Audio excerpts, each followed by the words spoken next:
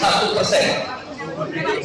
Naik menjadi 12%. Ya, jadi salah. Kalau PPN naik 12%, PPN naik 1% dari 11 ke 12, bukan dari 0 ke 12. Jadi ini yang harus clear. Jadi tentu dari segi kenaikan ini pengaruh inflasi ada, tapi relatif.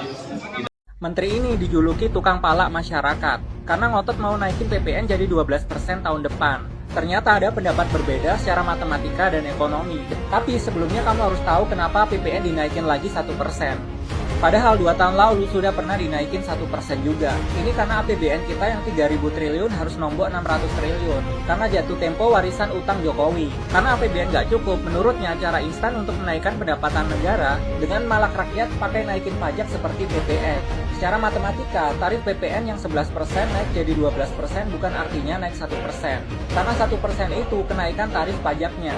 Sedangkan nominal pajaknya naik 9%. Parahnya lagi, ekonom menilai dampaknya bisa menaikkan harga barang hingga 21%. Ini terjadi karena ada rantai pasokan dari pabrik ke agen, ke pengecer, ke konsumen. Jadi efeknya bisa berlapis. Padahal kenaikan gaji kita nggak segitu. Terus kenapa kita doang yang dipalak orang kaya malah dikasih tax amnesty? Bagaimana pemirsa melihat tayangan ini? Saya yakin banyak di antara pemirsa melihat tayangan ini geram, marah, sedih, kesal, dan 1000 sumpah serapah lainnya. Assalamualaikum warahmatullahi wabarakatuh. Sahabat BN, kenaikan PPN pajak pertambahan nilai menjadi 12% mulai 1 Januari 2025 nanti tampaknya sudah tidak akan bisa ditahan lagi.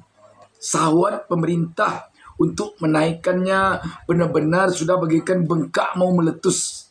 Mau tak mau, suka tak suka, rela tak rela rakyat, kelihatannya pemerintah tetap akan menaikkannya.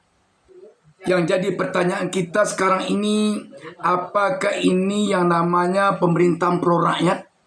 Apakah dia berpikir bahwa kenaikan PPN ini akan membuat rakyat makin terpukul, akan membuat perekonomian rakyat akan semakin terhimpit, tercekik?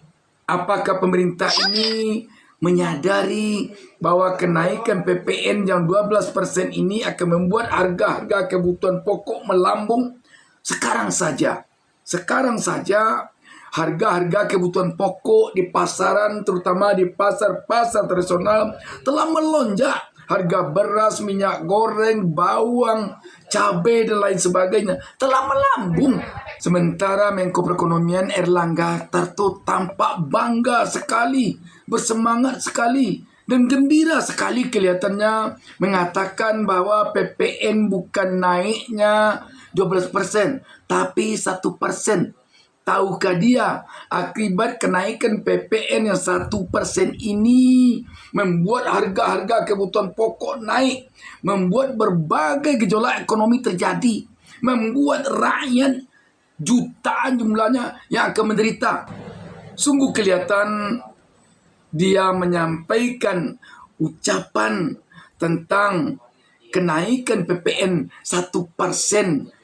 Seperti yang kita tayangkan di awal pertemuan kita ini tadi, terkesan dia tidak merasa berbicara di tengah-tengah rakyat Republik Indonesia yang jumlahnya 270 juta lebih ini.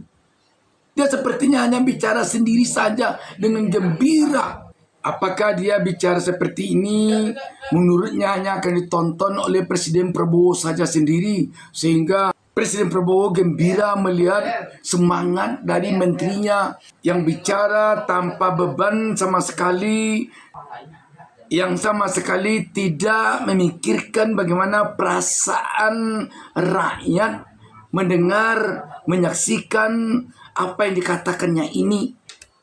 Padahal sahabat BN, sudah ratusan ribu pembubuhan tanda tangan untuk menolak kenaikan PPN menjadi 12% ini dari rakyat sekarang ini. Tidakkah dia pernah berpikir apa akibat yang akan terjadi di negara ini kalau keinginan mereka seperti ini selalu mereka paksakan kepada rakyat? sedangkan rakyat tidak setuju, sedangkan rakyat menolak karena kebijakan langkah yang diambilnya seperti ini menganiaya rakyat. Kalau dikatakan ini adalah amanat undang-undang yang harus dijalankan, semua orang tahu undang-undang ini dibuat dulunya, diusulkan oleh Presiden Jokowi kepada DPR, dan DPR yang membahasnya serta menyetujuinya adalah DPR yang mayoritasnya adalah di bawah kendali Presiden Jokowi. Hanya satu partai PKS yang menolak waktu itu. Karena partai PKS lah satu-satunya partai waktu itu yang berada di baris oposisi. Selebihnya adalah partai yang berada di lingkaran istana. Kenapa tidak akan terjadi persetujuan dari DPR dalam pembentukan undang-undang ini? Jadi artinya apa? Undang-undang ini bisa dikatakan tidak aspiratif dari rakyat. Undang-undang ini dibuat oleh DPR hanya untuk memenuhi keinginan istana saja. Apakah undang-undang ini haram untuk direvisi? Tidak boleh direvisi? Tidak bisa direvisi? Tidak. Undang-undang ini bisa direvisi kalau ada kemauan untuk merevisinya. Yang tidak bisa direvisi itu hanya kitab suci. Undang-undang bisa, tetapi kelihatannya memang tidak ada kemauan dari DPR dan pemerintah untuk merevisinya. Di satu sisi bisa jadi Presiden Prabowo tidak mau merevisi ini sebab undang-undang ini adalah atas usulan Presiden Jokowi dulunya. Kalau direvisi sekarang ini atas keinginan Prabowo, mungkin saja Prabowo merasa melawan kepada gurunya. Mengapa DPR sekarang ini tidak ingin merevisi? Karena DPR sekarang ini mayoritasnya juga berada di istana. Kecuali satu lagi hanya sekarang ini yang masih setengah-setengah, partai PDIP. Kalau dulu yang berada di luar PKS, sekarang ketika PKS berada di dalam, tinggal PDIP sekarang lagi yang setengah-setengah kakinya, setengah di dalam, setengah di luar.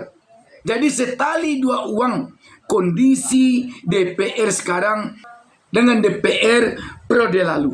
Setali dua uang. Kalau begini keadaannya sahabat BN, yang jadi pertanyaan sekarang ini, masihkah kita bisa berharap banyak kepada pemerintahan yang ada sekarang ini? Mari kita jawab bersama dengan menuliskannya di kolom komentar. Demikian sahabat BN. Wassalamualaikum warahmatullahi wabarakatuh.